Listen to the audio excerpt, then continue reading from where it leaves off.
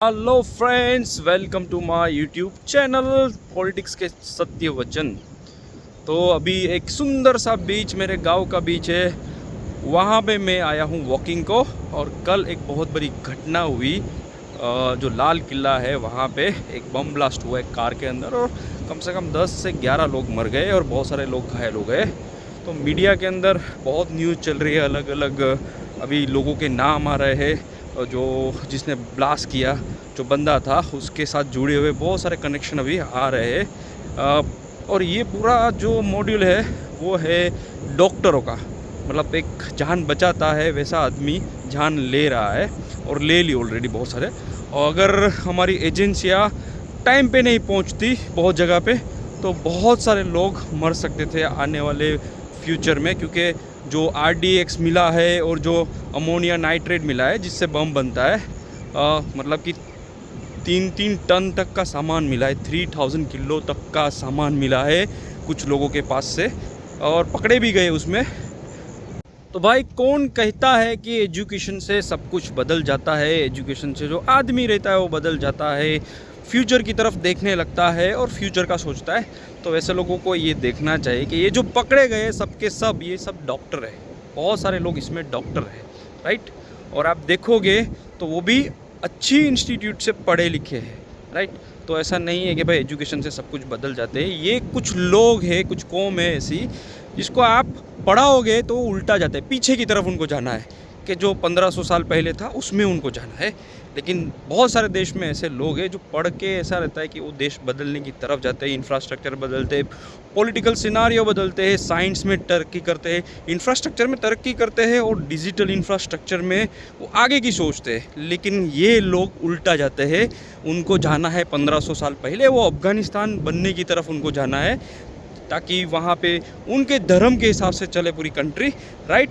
और आजकल तो ऐसा है कि तालिबान को भी सुधरना है, इंफ्रास्ट्रक्चर डेवलप करना है, सब कुछ करना है उनको भी थोड़ा ऐसा मॉडर्न होना है, ऐसा नहीं है। और सऊदी वगैरह तो ऑलरेडी मॉडर्न हो ही चुका है, दुबई वगैरह तो मॉडर्न हो चुका है, अबू धाबी भी मॉडर्न हो चुका है। तो ऐसा है कि कुछ है कंट्रियाँ जिसमें वो मॉडर्न हो रहे हैं, कुछ कंट्रियाँ ऐसी है उसमें उनको पीछे जाना है, राइट। तो ये सब वही है, मतलब वही मेंटालिटी है, और वही उनकी जो रिलीजियस फिलोसॉफी है वो है कि उनको उस युग में जाना है जिस युग में उनके जो बोलते हैं ना कि उनके मैसेंजर आए हैं, वो युग में जाना है और ऐसा जीना है, राइट। तो इसमें कैसा हुआ कि जो डॉक्टर्स थे वो किलर निकले, राइट। तो मैं आपको बताऊंगा तो एक शुरुआत कहाँ से हुई थी। और ये इनके जो कौम में कुछ डॉक्टर ऐसे हैं कि कुछ गलत काम, बहुत सारा गलत काम करते हैं, राइट। तो दिल्ली का जो ब्लास्ट है, बेसिकली ये ब्लास्ट में कैसा है कि ये पैनिक में किया गया है, मतलब कि इमीडिएट किया गया है न्यूज़ मिलने के बाद, राइट। तो इसमें कैसा है कि जम्मू कश्मीर में एक डॉक्टर को पकड़ा गया, वहाँ से AK-47 मिली और कुछ हथियार और जो बारूद था वो भी मिला। उसके बाद कैसा हुआ कि उसने एक और नाम दिया, क्योंकि ये लोग मारते बहुत सही है, अपने जो इंटेलिजेंस के लोग रहते हैं, रो के लोग रहते हैं, NIA के लोग रहते हैं, एंटी टेरर स्क्वाड जो रहता है, वो सब लोग इतना धोते के बोल देते हैं, वहाँ पे पोपट की तरह बोलने लगते हैं। तो उसने नाम दिया फरीदाबाद, हरियाणा, NCR का इलाका है, वहाँ का नाम दिया। तो वहाँ पे एक डॉक्टर था और एक भाड़े पे मकान पे रहता था, राइट। और वो भी कुछ मतलब ऐसा है कि वहाँ का नहीं था, फरीदाबाद का नहीं था। उसको पकड़ा, उसको भी धोया, वहाँ से मिला जखीरा जो एक्सप्लोजिव रहता है, अमोनिया नाइट्रेट, और बहुत सारी चीज़ें वहाँ से मिली जो बम बनाते हैं, जिसमें टाइमर या IED वो सब मिला वहाँ से, राइट। अभी कैसा था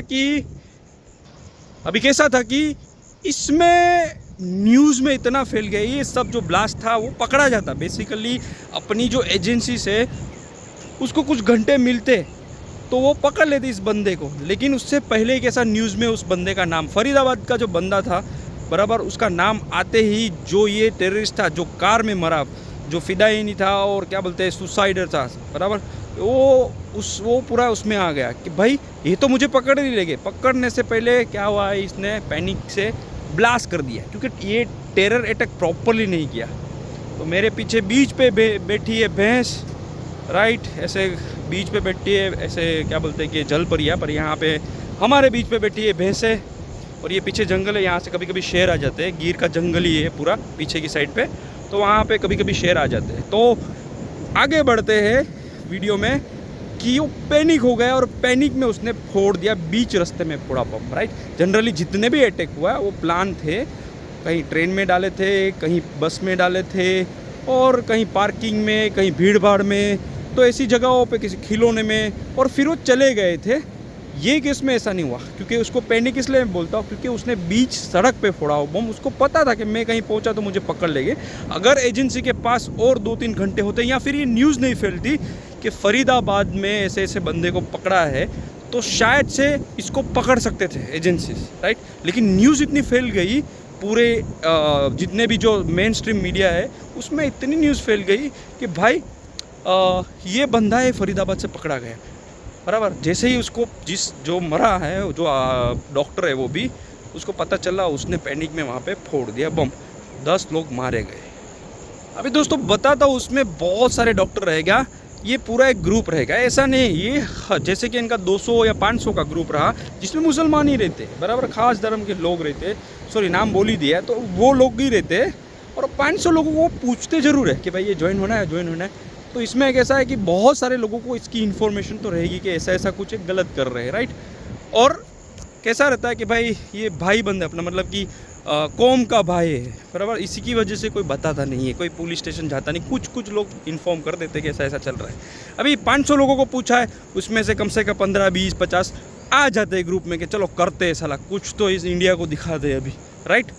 तो उसकी वजह से क्या होता है कि भाई ये मॉड्यूल बहुत बड़ा रहेगा, आगे और लोगों को अरेस्ट होगा। गुजरात में भी अरेस्ट हुए, हरियाणा में अरेस्ट हुए, यूपी में अरेस्ट हुए, जम्मू कश्मीर में अरेस्ट हुए, साउथ में भी आएंगे, क्योंकि ये बड़ा मॉड्यूल है।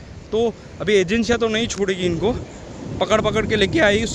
जिसने इसको फ़ोन किया रहेगा ना, जो फ्रेंड रहेगा, वो सबको पकड़ के लेके आएगी। जो फैमिली में उसको भी पकड़ के, जो कज़िन रहेगा उसको भी पकड़ के ला लेंगे, क्योंकि अभी ये छोड़ेगी नहीं। जितने भी कॉन्टैक्ट्स उसके मोबाइल में रहेंगे सबको लेके आएंगे इन्वेस्टिगेशन एरिया में, और प्रॉपरली इन्वेस्टिगेशन करेंगे। अभी इसमें ऐसा है कि एफआईआर में अभी तक वो कुछ ऐसा जिक्र नहीं किया गया टेरर अटैक है, बट यूएपीए के अंदर ये केस रजिस्टर हुआ, आगे और बदलेगी और एफआईआर होगी शायद से। अभी 2-3 एफआईआर दिल्ली पुलिस ने रजिस्टर कर ली है, एनआईए के अंडर भी ये केस चलेगा।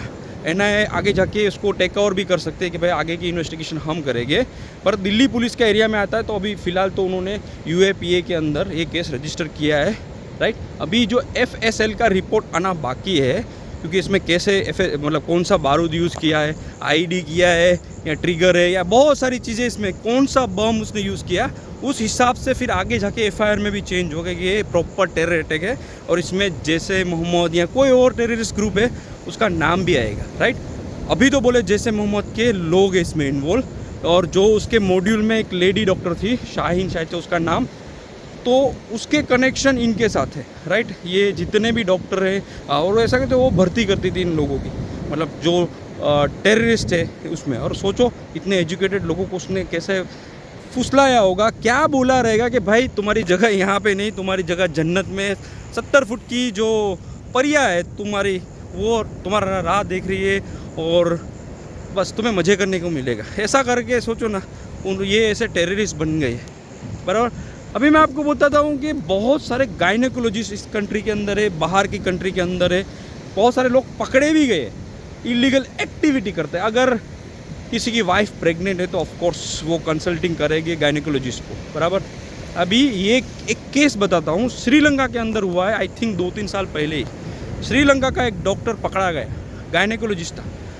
वो प्रेग्नेंट जो औरत है, बराबर, उसको भी कुछ ऐसी गोलियां, ऐसे इंजेक्शन देता था कि वो आहिस्ता आहिस्ता बच्चा गिर जाता था, राइट।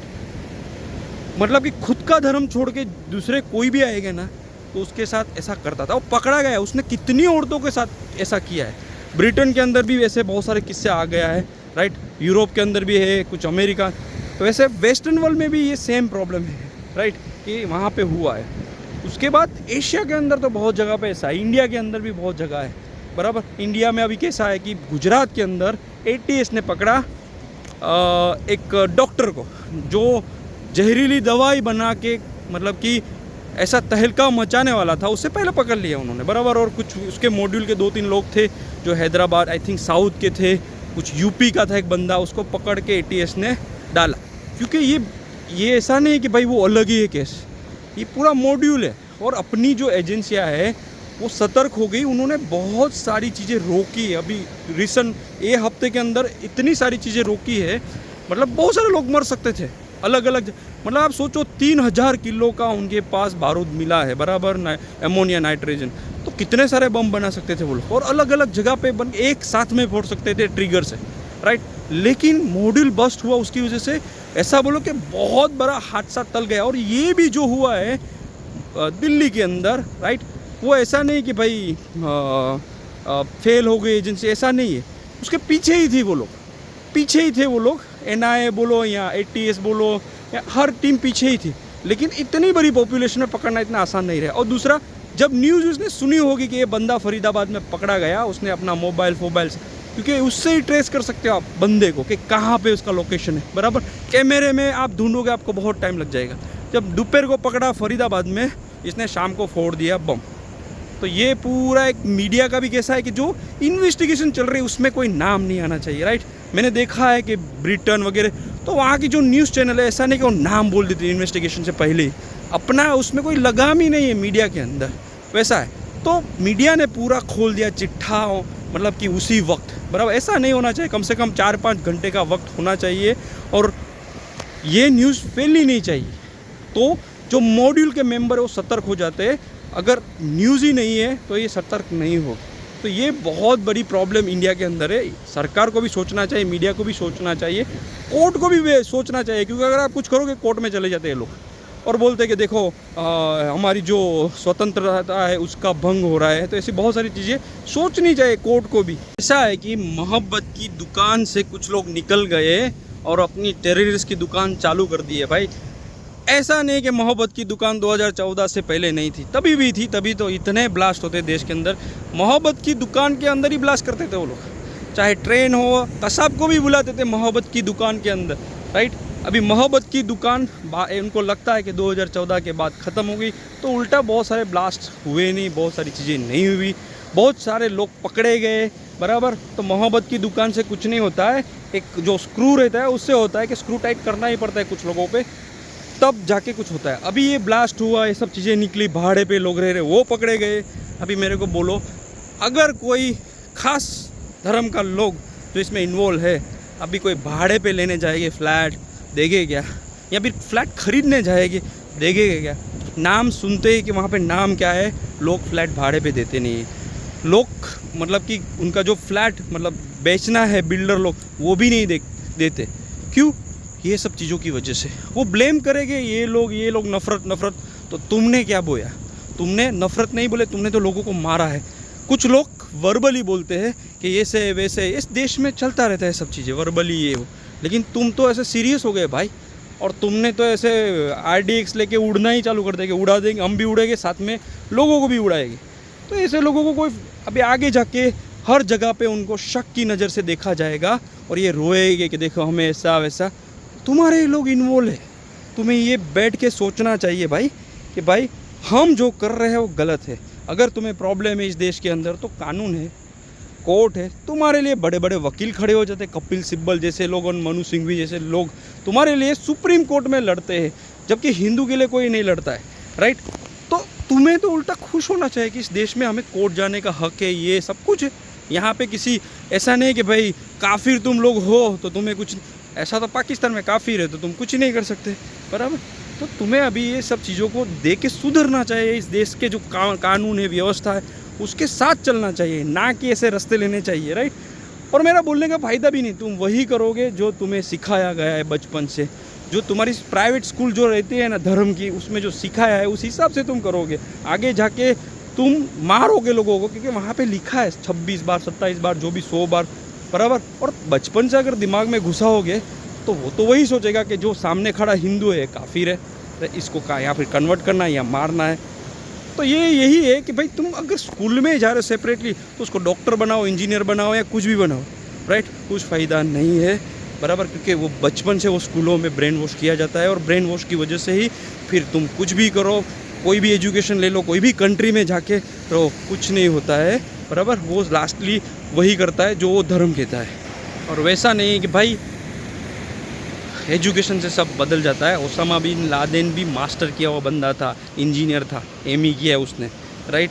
उसके बाद उसके आसपास में जितने लोग थे, कोई पीएचडी था, कोई डॉक्टर था, ऐसे बहुत सारे लोग थे, राइट। और ऐसा नहीं कि भाई वो कहीं कराची से पढ़ा था या काबुल से पढ़ा था, राइट। अपने लोगों को बोल सकते कि भाई इंडिया में रह के वो कीचड़ में रहते और कीचड़ के छींटे उड़ने ही वाले। लेकिन वो जो लोग थे ना, बड़े बड़े टेररिस्ट, वो यूएसए वगैरह से पढ़ के आए थे। यूएसए में पीएचडी करना, वहाँ का कल्चर देखना, तो कोई तो लगेगा ना कि ये लोग कैसे जी रहे हैं, मॉडर्न जीना चाहिए। लेकिन उसने उल्टा किया कि अफगानिस्तान में कि नहीं, हमें 1500 साल पहले जाना है, राइट। 1500 साल पहले कैसे रहते थे वैसे ही करना है वहाँ पे। तो ये एजुकेशन कुछ चेंज नहीं करता है और आगे जाके कुछ चेंज भी नहीं होता है। ऐसा है कि अलग देश तो हमने बना दिया है, लेकिन लोग कुछ यहाँ से गए नहीं, राइट। वो लोग यहीं पे रह गए, अभी उनको वही चाहिए चीज़ें। और एक मेजोरिटी को क्या चाहिए, डेवलपमेंट चाहिए। मेजोरिटी को क्या चाहिए, सब चीज़ें चाहिए इंडिया के अंदर, इंफ्रास्ट्रक्चर हो, डिजिटल हो, ये हो, वो, करप्शन कम हो, राइट। लेकिन अगर कुछ कौम के लोग एक ही चीज़ करते, एक ही पार्टी को वोट करते कि वो उनके धर्म के हिसाब से उनको सपोर्ट करती है, तो ये देश कहीं जाने नहीं वाला, राइट। नेहरू की बहुत बड़ी गलती हो गई बहुत साल पहले कि कुछ ट्रेनें और उनको बढ़ानी चाहिए थी, बराबर, कुछ शिप्स और डालने चाहिए थे, जो सरदार पटेल ने सजेस्ट किया था कि बढ़ाओ और शिप्स, बढ़ाओ और ट्रेन, और जितने बचे हैं यहाँ पे मासूम लोग उनको वापस भेजो, क्योंकि उन्होंने ही डिमांड की थी कि हमें वो चाहिए, पाकिस्तान चाहिए, लेकिन भेजा नहीं। और ये बहुत बड़ी गलती है नेहरू की, और हर जगह पे ये लोग करते ही है। ये लोग उल्टा बोलते हैं कि नेहरू ने पाकिस्तान और इंडिया का डिवीज़न कर दिया, अखंड भारत बनना चाहिए था। सब गलत है। जो हुआ था गांधी जी ने वो सही किया था। अगर अखंड भारत रहता ना, तो इस देश के अंदर इतनी समस्या होती, इतने टेररिस्ट अटैक हो गए, इतनी चीज़ें होती, इतना कचरा होता कि आधा कचरा तो भाग गया, तो कुछ बाकी है अभी भी। पर अच्छे लोग रहेंगे, कोई प्रॉब्लम नहीं है, लेकिन अच्छे लोग भी कभी कभी संगत में बिगड़ जाते हैं। तो ये ऐसा है, राइट। और अभी आगे जाके रोना धोना चालू हो जाएगा, कांग्रेस पार्टी के बयान आ जाएंगे उनके सपोर्ट में। ये सपोर्ट जो उनकी जो महारानी है, अगर कोई टेररिस्ट के लिए आंसू बहाती है, तो फिर इस देश की हालत क्या होगी देखो उस टाइम पे 2014 से पहले। तो thank you for watching this video, bye bye, Tata.